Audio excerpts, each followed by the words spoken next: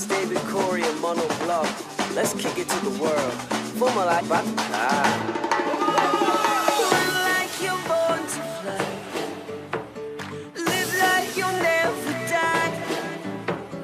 Dare what you dare to dream. And everything in between. We are drawn by the rhythms that beat through our hearts. When we all come together, we're 7 billion stars. The world is ours.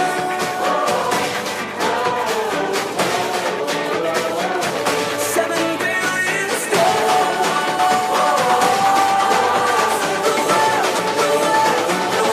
The world is ours.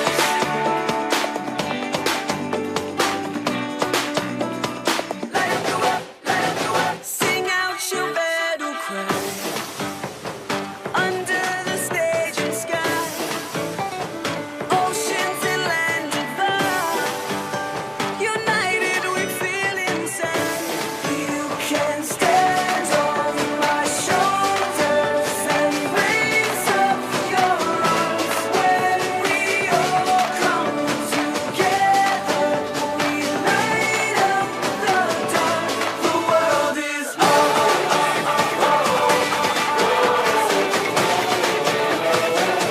7 billion stars.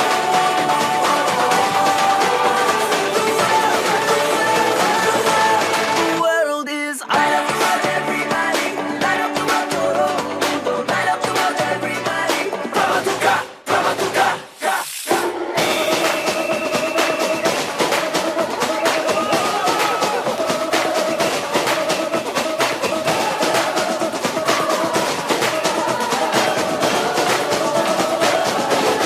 world is ours.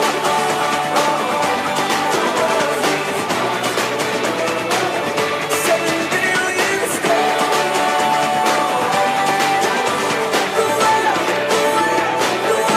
The world is ours.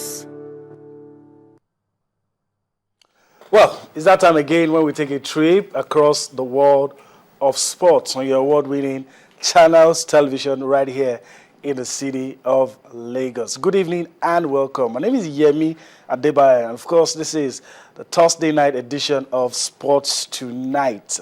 Well, we have a lot lined up for you on the show tonight. We will be talking about the 2014 FIFA World Cup quarterfinal matches to be played tomorrow. We'll be doing our preview on the show tonight. We'll also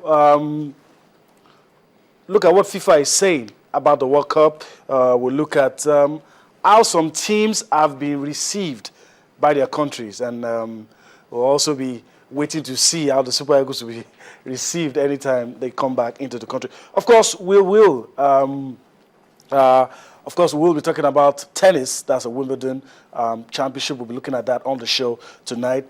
At some point, we expect to be joined by VOA correspondent Sonny Young, give us his own perspective about the World Cup, especially about his team, that's the United States of America. And of course, you know, it's Thursday night. We always go courtside on Thursday. So Femi Adefeso will join us and we'll go courtside. We'll be talking basketball on the show tonight. Well, that's the outlook of the show tonight. But let me quickly introduce my partners on the show to you. It gives me so much pleasure to welcome the guys to you. Donodi Okonta seated next to me, and of course Cosmos Chukwemeka. Let me welcome you guys to the show tonight. Yeah, it's good to be back on the show, and definitely we're going to have fun. Madi? Well, good evening, Yemi. It's my pleasure. All right. Let's go on a break, and when we come back, we'll be looking at the World Cup, what is happening, what will go down, and our own perspective on the games to be played.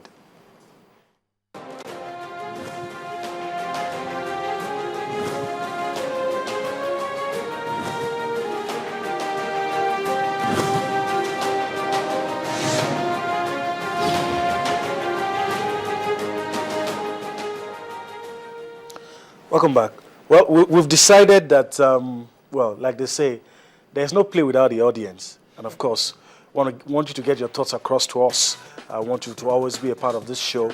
You're very, very important to us. So also is your view, your thoughts, especially as it concerns sports in Nigeria and what's currently going on now. That's the 2014 FIFA World Cup. That's how you can get across to us via those platforms you have on screen: Facebook channels, iPhone Sports, on Twitter at channels_sports, and of course my personal handle at Yemi Adebayo 20. So those are the ways you could get your thoughts across to us. We promise you, when you give us your thoughts, we will let the world hear them on this show tonight. All right, guys. Let's dive straight into it. Let me start with the quarterfinalists. We have 8 teams now. We know those teams there. Would you say you were surprised? Well, I've asked you this question before, but with the benefit of hindsight, with a cooler mind now, is there any surprise among the 8 teams? Yes, one surprise, just one. Pre-tournament surprise. That's Costa Rica getting to the quarterfinal. Okay. The group where you have 3 world champions. They topped the group, accounting for the outside of 2 of the world champions. Now straight to the quarterfinals. I think for the Costa Ricans, they have a punch above their weight. You know, like we used to say in Nigeria, we don't try. Yes. I think for them, they would think, I think we have achieved. Nobody gave us a chance.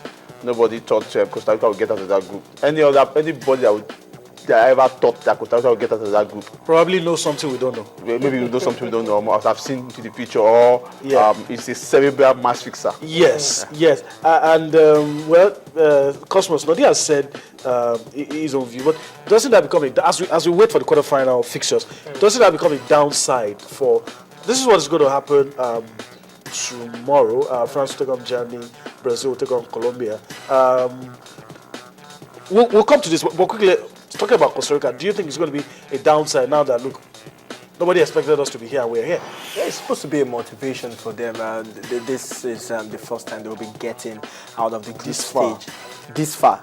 Got out of the group stage of the World Cup. First time in their history. Okay. That is an achievement on its own. Now getting to the quarterfinals is even more achievement. So they want to do like what Croatia did in France '98. Probably get to the Let's semis go as far as we can get. can. You know. So and they have a very good team. They have a team that can really play very well. All so right. it's kudos to them. Okay, so guys, let's resist the temptation of talking about the 2 teams. We're going to focus on 4 teams. Let's resist the temptation of talking about the opponents. So let's start with France. Let's start with the Germans. I don't know. I think the Germans, personal opinion here, you're free to disagree, but I feel the Germans have not really played to their ability. That's my personal opinion. I feel some players are in this tournament. They've not really Mesut Ozil for one. A lot of other players. But let me come to Nodi. Forget about their opponents. Look at the Germans, the journey so far, and what lies ahead of them. What's your opinion? Well, the Germans have been so lucky. The last 2 editions, they've gotten to the semi-finals. Okay. 2006, they lost out to Italy. In 2010, it was the champions that would beat them. The people that were the eventual champions would beat the Germans. So it means the Germans, the only obstacle to Germany winning the World Cup is like going to be former champions of the likely champions of the World Cup. So for the Germans, I'm not saying they play below their potential. It's just that the Germans are used to the business-like football, not the flamboyant style with a lot of flair. They try as much as possible to play more. They have an all-out approach to the game. To the game. They don't care. They try to kill the game as quick as possible. Try to get the job done as quickly as possible. As some kind of players who people will not tag as those fantastic players, but when it comes to doing the job inside the opponent box, they deliver. You see a player like Thomas Muller. You have a player like the guy from Arsenal. Even these are guys that can deliver when given that slight opportunity to deliver, and they will deliver. Okay. Let's leave the Germans. Nadia has given us his view on the Germans. But Cosmos, let's talk about France. Try not to be angry. This team sent out Nigeria from the World Cup. But let's be as objective as much as we can. Okay. The journey so far, the French team, and what lies ahead. What do you see? Definitely, this French team is a team that is quite different from the Dominic team of South Africa 2010. Okay. This is a team that have young players in there, business-like players. You know, they've got a former World Cup winner as their coach, and it has really transcended into it. You also agree with me that they have some young players who were at the Under-20 World Cup last year, where they actually beat Nigeria in the quarterfinals. It was actually a sign of things to come. So exactly, they actually beat Nigeria in the quarterfinals. So in this World Cup, it's kind of different in the sense